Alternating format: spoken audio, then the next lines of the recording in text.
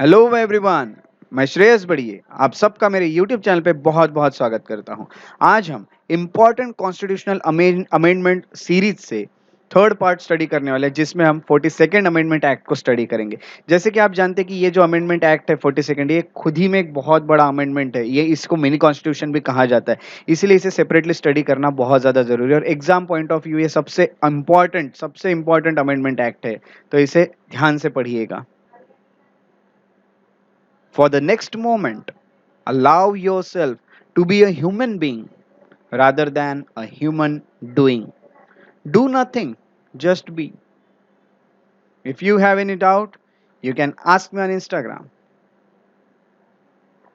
This is my Instagram ID, this is my Facebook page, this is my Telegram channel, and this is my YouTube channel. मेरे YouTube channel को subscribe करें और bell icon को press करें ताकि आने वाले वीडियोस के नोटिफिकेशन आपको मिलते रहें।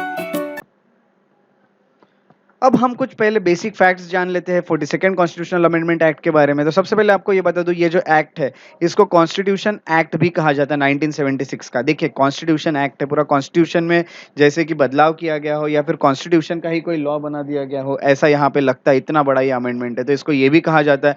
और ये बहुत कॉन्ट्रोवर्शियल, मोस्ट कॉन्ट्रोवर्शियल एक एक्ट माना जाता है, अमेंडमेंट एक्ट माना जाता है। पूरे जितने भी अमेंडमेंट्स हुए अब तक इंडियन कॉन्स्टिट्यूशन में, उसमें का ये बहुत कॉन्ट्रोवर्शियल माना गया उस टाइम पे। उसके साथ साथ इस एक्ट के थ्रू जो जो मेन चीजें अमेंड की गई थी वो थी, जैसे कि हम देख सकते हैं, तो attempted to reduce the power of supreme court and high court, है ना। हाई कोर्ट और सुप्रीम कोर्ट के जो पावर्स थे उसे कम करने की कोशिश की गई थी।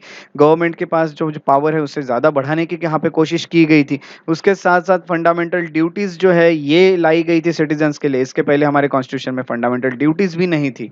अगर हम देखते हैं तो कुछ टर्म्स हमारे प्रिएम्बल में भी ऐड किए गए, जैसे कि सोशलिस्ट, सेक्युलर, इंटीग्रिटी, ये सब प्रिएम्बल में ऐड किए गए। तो ये सब चीजें हम यहाँ पे अभी देखने वाले डिटेल में। बट यहाँ पे मैं आपको ये बता दूं कि ये तीन चीजें अच्छे से याद रखिएगा, ये हुआ था। अब हम आगे सब डिटेल थोड़ा सा इससे डिटेल में देखेंगे, बट ये तीन चीजें अगर आपको याद रही तो आपको बहुत ज्यादा काम आएगा ये एग्जाम में। दूसरा फैक्ट ये है कि मैं आपको ये बता चुका हूँ, जैसे कि जो 42nd अमेंडमेंट एक्ट है उसको मिनी कॉन्स्टिट्यूशन भी कहा जाता है। तो ये चीज भी बहुत अच्छे से याद रखिएगा, इसे मिनी कॉन्स्टिट्यूशन कहा जाता है क्योंकि ये एक्ट खुद ही में एक कॉन्स्टिट्यूशन दिखता है। इतने सारे चेंजेस किए गए इस कॉन्स्टिट्यूशन, इस अमेंडमेंट के थ्रू। सो हमें अभी इंपॉर्टेंट क्या चेंजेस किए गए ये पूरे स्टडी करना है, जो एग्जाम में हमें पूछे जा सकते हैं। तो देखते हैं चेंजेस क्या किए गए by 42nd amendment. So changes जो किए गए उसमें सबसे पहला चेंज हम देखने वाले वो है प्रिएम्बल में।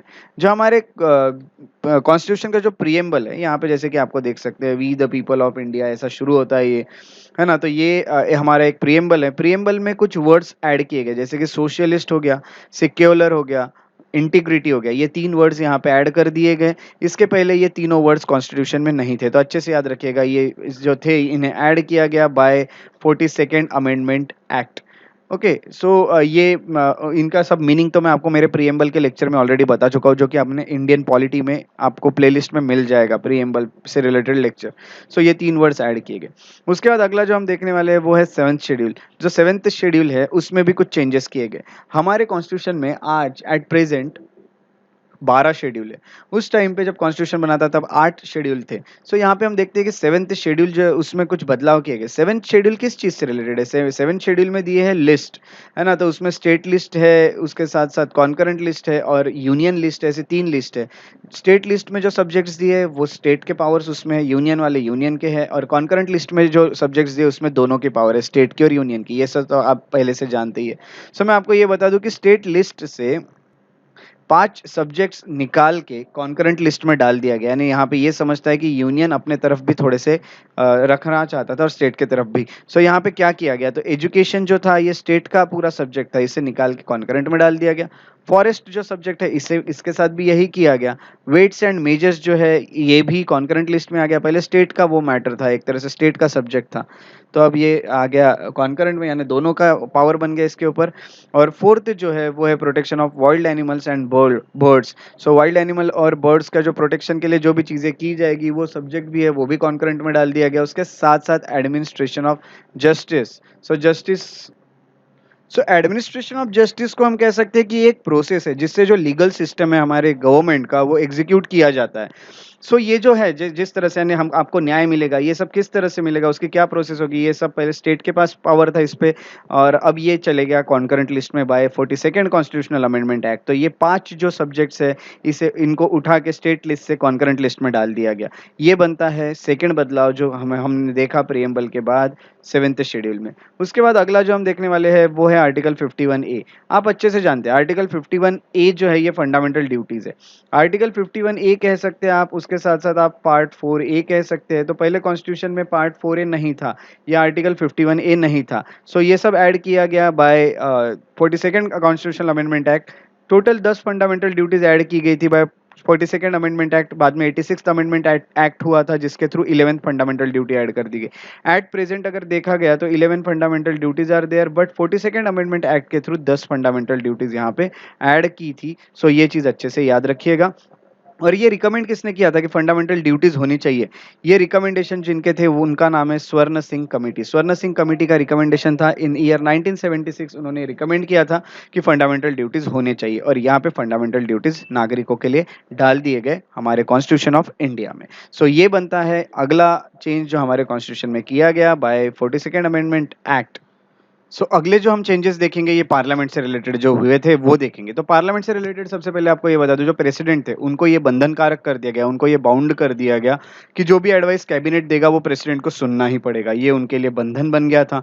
उसके बाद इसी एक्ट के थ्रू जो सेंटर था उसको ये पावर, सेंटर को एक पावर दे दी गई थी, उनको अलाउ कर दिया गया था कि वो सेंट्रल फोर्सेस को भी स्टेट में डिप्लॉय कर सकते, स्टेट में ला सकते अगर स्टेट की जो सिचुएशन है, किसी भी स्टेट की, किसी भी राज्य की अगर सिचुएशन बहुत कॉन्फ्लिक्टिंग है और वो आउट ऑफ कंट्रोल हो चुकी है, लॉ एंड ऑर्डर वहाँ पे यानी नहीं सेटअप हो पा रहा है, तो फिर उस वक्त सेंट्रल अपने फोर्सेस भी ला सकते हैं। जैसे सेंट्रल के आपको पता है CRPF, central reserve police force and all, इस तरह के सेंटर के जो फोर्सेस है वो स्टेट में भी उस वक्त आ सकते हैं ऐसे सिचुएशन में। यह आर्टिकल 257A। उसके बाद आपको ये बता दूं कि जो डीपीएसपी डायरेक्टिव प्रिंसिपल्स जो है उसको प्रेसिडेंस दिया गया ओवर फंडामेंटल राइट्स, यानी फंडामेंटल राइट्स के ऊपर इसको माना जाएगा डायरेक्टिव प्रिंसिपल। यानी डायरेक्टिव प्रिंसिपल में जो चीजें लिखी है उसके ऊपर अगर स्टेट लॉ बनाता है, ओके, सो यहाँ पे देखिए, देख सकते हैं आप कि any law made to this effect by parliament was kept beyond the scope of judicial review by the court, है ना। तो ऐसे लॉ पे, ऐसे जो एक्ट बनाए गए हैं उस पे जुडिशियल रिव्यू नहीं ले सकता कोर्ट। अगर अगर गवर्नमेंट ये बताता है कि ये हमने जो लॉ बनाया वो चाहे आपका फंडामेंटल राइट वायलेट करता हो, ये इससे कोई फर्क नहीं पड़ेगा, बट डीपीएसपी को हमने अप्लाई इफेक्ट में लाने के लिए हमने ये एक्ट बनाया, ऐसा अगर कहता है तो वो फिर जुडिशियल रिव्यू प्रोसेस से बाहर चला जाएगा। मैं ऑलरेडी आपको डायरेक्टिव प्रिंसिपल्स क्या है, फंडामेंटल राइट्स क्या है, ये सब बता चुका हूँ, आप ये सब जानते हो। जुडिशियल रिव्यू भी क्या है आपको पता है। सो ये सब जो चीज़ें हैं ये इस तरह से होगी।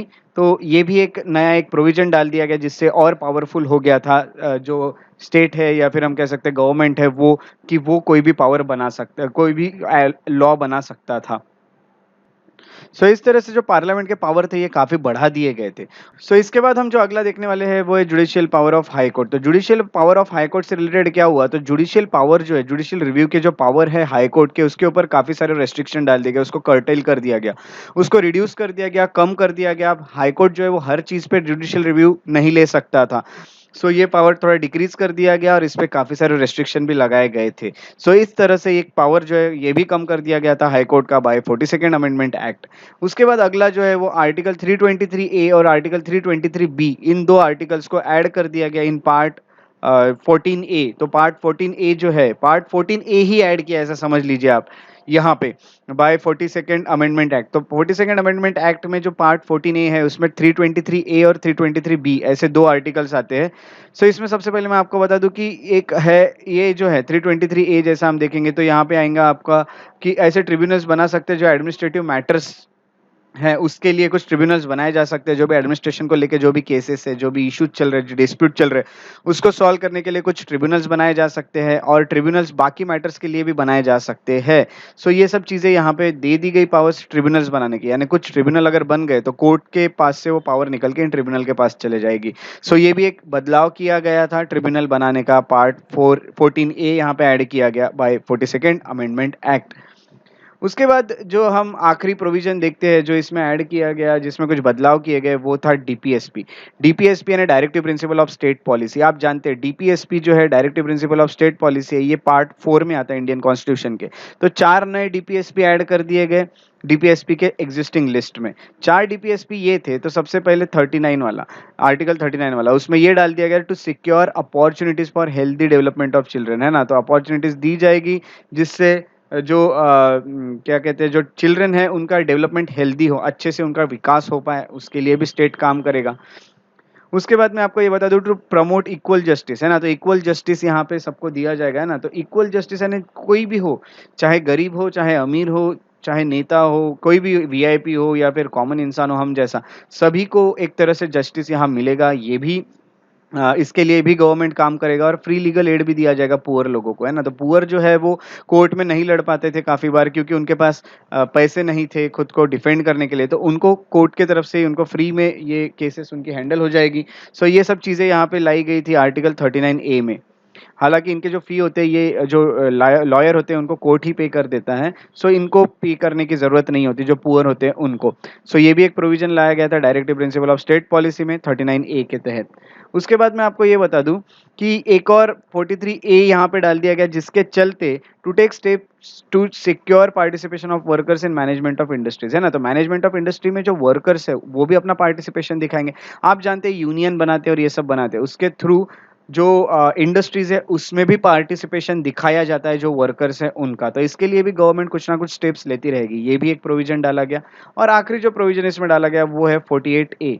आर्टिकल 48 ए मैं ऑलरेडी आपके साथ डीपीएसपी पूरा मैं आपका डिटेल में कवर करा चुका हूँ। तो जिन लोगों ने वीडियो नहीं देखा वो उसे देख ले। बस यहाँ मैं आपको ये बताना चाहता हूँ कि ये कौन-कौन से बदलाव किए गए, कौन-कौन से 4 डीपीएसपी नए डाले गए और ये जो आखिरी आपको दिख रहा है ये है to protect and improve environment. तो एनवायरनमेंट जो है उसे इम्प्रूव करने के लिए गवर्नमेंट कुछ-कुछ एक्शन लेगी, कुछ स्टेप्स लेगी और जो हमारे फॉरेस्ट है उसको सेफगार्ड करेगी और वाइल्ड लाइफ को भी सेफगार्ड करेगी, प्रोटेक्ट करेगी।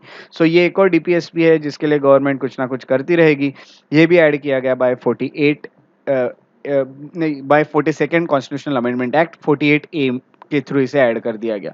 सो ये हो गया डीपीएसपी में जो 4 नए डीपीएसपी लाए गए, तो ये कुछ बदलाव हमें डीपीएसपी में भी होते हुए दिखता है। सो इस तरह से ये इतने सारे अगर आप बदलाव देखते हो एक ही जो 42nd अमेंडमेंट एक्ट है उसके चलते, तो इसे मिनी कॉन्स्टिट्यूशन तो क्यों नहीं कहा जाएगा, इसीलिए इसको मिनी कॉन्स्टिट्यूशन ही कहा जाता है। तो ये चीज़ें यहाँ पे आपको देखने मिलती है, बहुत ज़्यादा चेंजेस आपको देखने मिलते हैं। सो एक बार हम देख लेते थे कि कौन-कौन से अमेंडमेंट्स किए गए by 42nd amendment act of 1976। Article 31, 31 C, 39, 55, 74, 77, 82, 81, 82, 83, 100, 102, 103, 105, 118, 145, 150, 166, 170, 172, 189, 191, 192, 194, 208, 217, 225, 226, 227, 228, 311, 312, 330, 352, 353, 356, 357, 358, 359, 366, 368 और 371 एफ। इतने सारे अमेंडमेंट्स, इतने सारे आर्टिकल्स में आप सोचिए ये मिनी कॉन्स्टिट्यूशन क्यों नहीं कहलाएगा। इतने सारे अमेंडमेंट्स किए गए, उसके साथ साथ नए आर्टिकल्स भी डाले गए कुछ, जैसे 31 डी, 32 ए, 39 ए, 43 ए, 48 ए, 131 ए, 139 ए, 144 ए, 226 ए, 228 ए और 257 ए। इतने सारे नए आर्टिकल्स डाले गए बाय दिस अमेंडमेंट एक्ट और कुछ पार्ट डाले गए जैसे पार्ट 4 एंड पार्ट 14 ए और अमेंड किया गया शेड्यूल 7 को भी। सो इतने सारे अमेंडमेंट्स किए गए बाय 42nd अमेंडमेंट एक्ट। सो इस तरह से ये हमारा आज का लेक्चर रहा जिसमें हमने 42nd अमेंडमेंट एक्ट को स्टडी किया। अगर आपको मेरे लेक्चर्स पसंद आते हैं तो उन्हें लाइक ज़रूर करें, शेयर करें और सब्सक्राइब करें मेरे यूट्यूब चैनल को, ताकि मैं इसी तरह आपके साथ डेली नॉलेज शेयर करता रहूँ। अगर आप और अपडेट्स चाहते हैं तो फॉलो और लाइक करें मेरे पेजेस को फेसबुक पे, श्रेयस बड़िया इंटरप्रिटेशन, ये मेरे पेजेस है। मुझसे कनेक्टेड रहना चाहते हो या मेरे बारे में और जानकारी चाहते हो तो इंस्टाग्राम पे मुझे फॉलो कीजिए, श्रेयस बड़िया द पीस लवर, ये मेरा इंस्टाग्राम आईडी है। श्रेयस बड़िया @gmail.com पे आप मुझे मेल भी कर सकते हैं। सो इसी तरह हम मिलते रहेंगे अगले लेक्चर में, तब तक के लिए अपना ख्याल रखें और आपका दिन शुभ हो।